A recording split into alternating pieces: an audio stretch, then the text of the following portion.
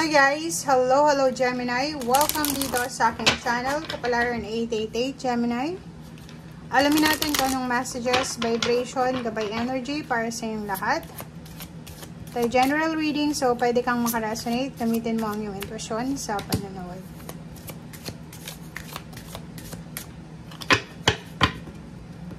Okay, Gemini. Meron kang 2 cards dito. This month ng June, it's your birthday celebrations. Happy birthday sa lahat ng Gemini na magba-birthday this month ng June. So, Puffin, partnership. So, nakikita natin dito na this month ng June ay posibleng maraming mga collaboration, partnership ang posibleng simulan mo. Sasali ka sa mga organization or makikipag-partner ka sa trabaho. Or siguro, maraming collab dito. Collaboration of goals, dreams, parang ganun. So, pagpaplano to. Hindi lang isa, kundi dalawa. Meron din na relationship na pwedeng magsimula. Money or career or relationship. Maraming partnership dito na magsisimula. Okay? Dito sinasabi na sobrang confident ka na kung ano man tong gagawin mo sa ngayon, ay alam mo na magtatagumpay ka. And if ever naman may kailangan kang tulong, huwag kang mahihiyang humingi ng tulong. Okay? Teamwork will give you the best results. Okay? Yun yung sinasabi ng baraha. So, yun. Huwag kang matakot makipag-collab,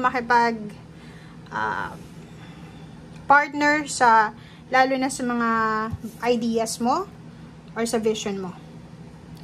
And yung plano mo, Gemini, if ever marami kang plano sa buhay, make sure na maging silensyo lang muna tayo. So, bawasan natin yung over-announcement, diba? Over na proclamation ng mga pangarap natin. Yung pagkukwento, mga plano mo, kailangan mo munang i-secure yan sa sarili mo. Maging silensyo ka muna. And, wag mo munang ipagsabi. Parang ganun. So, if may mga plano ka sa buhay, sarilinin mo muna. Kasi, once na pinagsabi mo yan, mawawalan ka na naman ng excitement. Diba? Tapos, mapipressure ka. Kasi, marami nang makikialam sa buhay mo. So, kung ano man ang plano mo, gulatin mo na lang yung mga tao sa paligid mo. Iwasan yung over-announcement natin. Okay, the situation. So, ano man ang sitwasyon na mayroon ka sa ngayon, huwag ka daw mag-alala dahil may improvement ito. Ano ba yan? Financial, money, career, or paano pa man, health. Ano ba ang mga bagay-bagay na kailangan mag-improve? Okay? So, yun, may improvement na posibleng mangyari sa buhay mo. And isang napakalaking masayang pagbabago ito. May isa-celebrate ka kasama ang pamilya mo. Meron din victory, success, and recognition.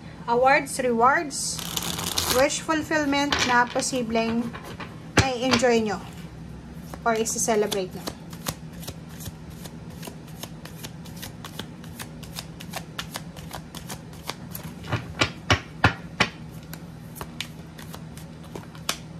Okay, 3 of Swords.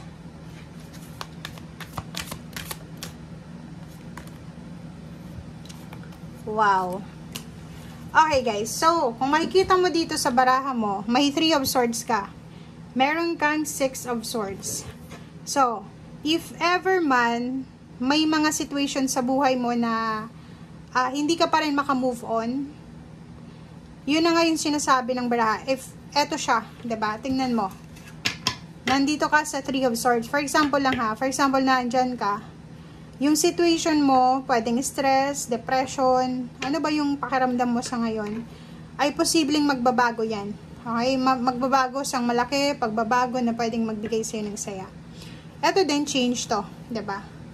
May magbabago sa buhay mo na posibleng from rags to riches, from sadness to happiness, from disappointments to celebration. Okay? So, dito din sa barahang to, sinasabi ng baraha sa atin na huwag tayong padadala sa temptation of insecurities, 'di ba? So, huwag kang ma-insecure if ever man kung makaresonate ka dito. Lahat ng tao na insecure, okay? So, lahat tayo naiinggit, lahat tayo ay may mga kakulangan sa buhay. If makaramdam ka ng insecurity sa puso mo, kontrolin mo yan, okay? And sinasabi ng baraha sa'yo dito, yung empowerment mo, you're super empowered, guys. Yung power mo, is ikaw lang nakakaalam nun. May mga strength ka na hindi alam ng mga tao sa paligid mo. May weaknesses sila na strength mo yun. 'Di ba? So, hindi pare-pareho yung buhay ng tao. Hindi pare-pareho yung life purpose. Hindi lahat ng tao binigyan ng pare-parehong talino. So, sinasabi ng baraha sa'yo dito, acceptance, go with the flow, and be contented. Okay?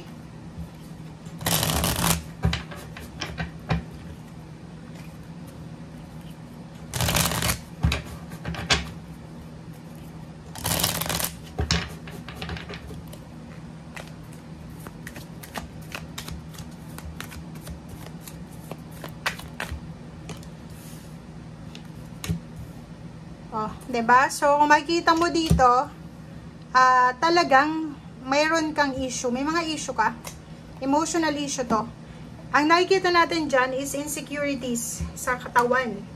'Di ba? Inggit or insecure ka. Parang, hindi mo naman yung kasalanan kasi lahat ng tao nakakaramdam ng ganun. Nag-overanalyze ka, overthinking, and, sinasabi ng baraha sa'yo dito na i-let go mo yan na nararamdaman mo. Relationship, nakikita ko sir dito, posibleng galing ka sa breakup. Kasi ito, Five of Swords, sinuko mo na, di ba? So, medyo painful pa yung nararamdaman mo sa ngayon. But, nandito yung Knight of Cups, may mag-o-offer sa'yo ng bagong relationship, bagong friendship, or protection, or may mag-offer sa'yo dito ng new beginnings. Okay? Ang last card mo dito is Ace of Pentacles. So, kung nakaranas ka siguro ng sobrang paghihirap sa financial for the past few years or months, sinasabi ng baraha sa'yo dito na meron na possibilities na magbago ito. Kaya may big happy changes dyan. Pwedeng mabago yung takbo ng iyong financial dito, 'di ba? So, ibig sabihin niya, etong Ace of Pentacles na to is yung big happy changes siya. Malaki, malawak siya. Malaki yung sakop niya. Okay? So, wag tayong mawala ng pag-asa. Okay? Be strong, be confident, go with the flow, and be contented. Okay. Thank you guys. Bye!